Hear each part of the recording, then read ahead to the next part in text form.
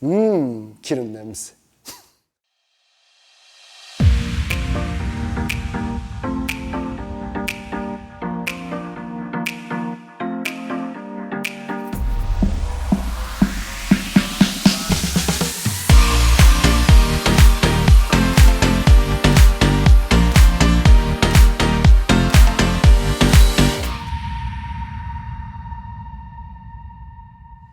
커브 특집, 오늘은 세 번째 이야기로 2021년식 슈퍼커브 110을 타고 나가 주행 느낌을 살펴보겠습니다.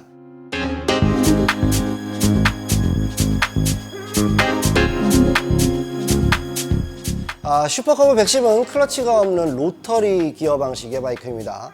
스쿠터처럼 스로틀을 당기기만 하면서 속도를 높이는 것이 아니라 매뉴얼 바이크처럼 기어 변속이 필요한 바이크라는 것이죠.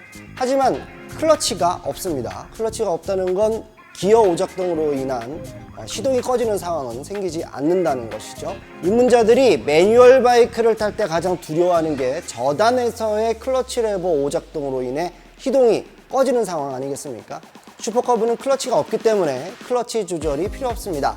갑자기 시동이 꺼져 도로 항복판에서 등에 식은땀을 흘릴 일이 없다는 것이죠.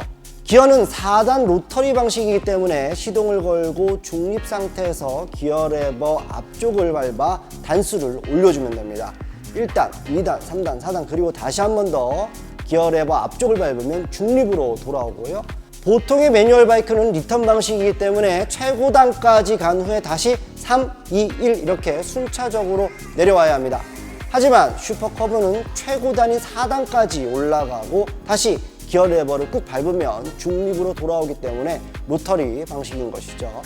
직접 해보시면 입문자나 로터리 방식의 기어를 처음 조작하시는 분들도 쉽게 적응하실 수 있으실 것입니다. 커브 특집 첫 번째 영상에서도 언급했듯이 슈퍼커브 엔진의 내구성이 좋기 때문에 라이더가 오작동을 하더라도 엔진에서의 데미지는 가지 않을 테니 말이죠. 시동이 꺼질 일이 없고 엔진이 망가질 일이 없으니 자신있게 과감하게 조작해 보시면 좋겠습니다. 슈퍼커브는 단기통 엔진이 장착되어 있죠. 배기량이 높지 않아 큰 고동감을 주지 않지만 차대에 매달린 단기통 엔진에서 올라오는 통통거리는 기분이 좋습니다. 슈퍼커브에는 버튼식 셀프 스타터 말고 킥 스타터도 있는데요.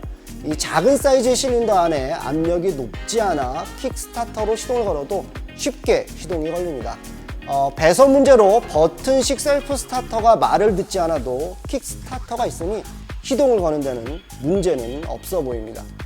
저배기량 단기통의 정석 같은 엔진의 상하 운동에 맞게 구동 체인도 구동계와 맞물려 쫄깃하게 뒷바퀴로 동력이 전달됩니다.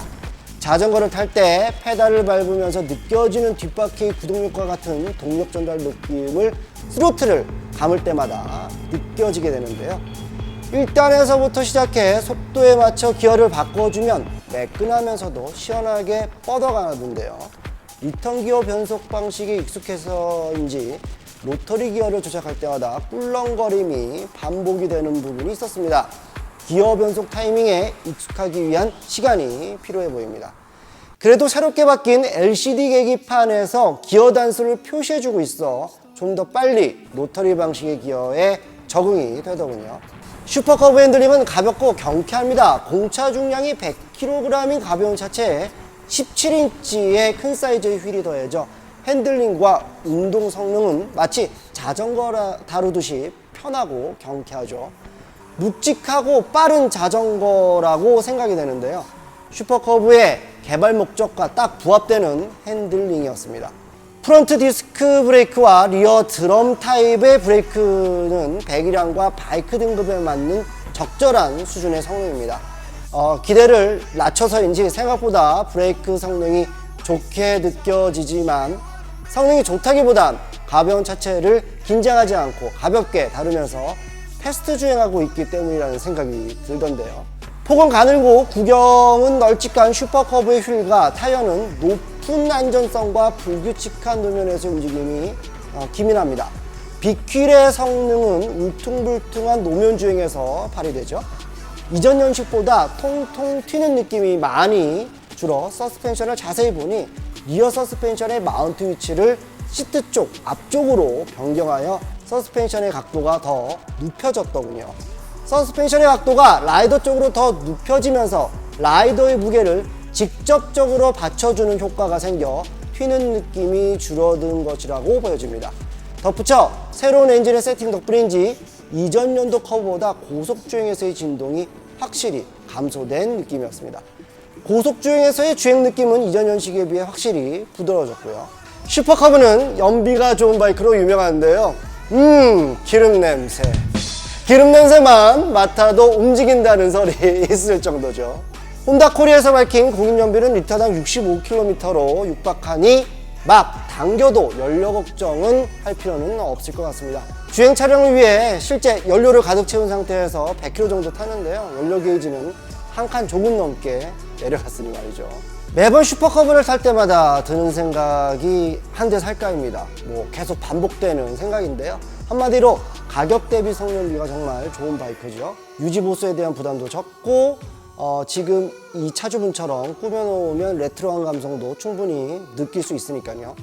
어떤 기계든 뽑기가 중요하다고 합니다. 바이크 역시도 예외는 아니죠. 하지만 슈퍼커브는 예외로 둬도 될 것 같습니다.